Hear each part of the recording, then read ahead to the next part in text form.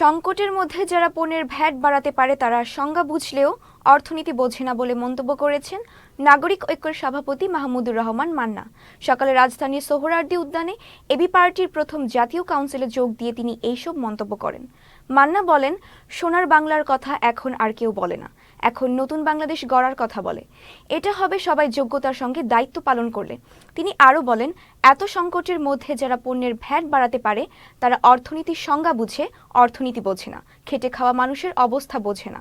শিশু চাহিদা স্বরাজ, চাই দুটি ভাত একটি দুধ, এইরকম মানুষের মধ্যে সেই আকাঙ্ক্ষা তৈরি হচ্ছে। অতএব আজকের এই সম্মেলন কনফারেন্স এটাও দাবি করুন, আমরা সংস্কার চাই, কিন্তু একই সাথে নির্বাচন চাই। আমরা যত তাড়াতাড়ি সম্ভব, যত যোগ্যতার সাথে সম্ভব সংস্কার করে নির্বাচন চাই, না হলে দেশ আরও বড় একটা সংকটের মধ্যে পড়তে পারে।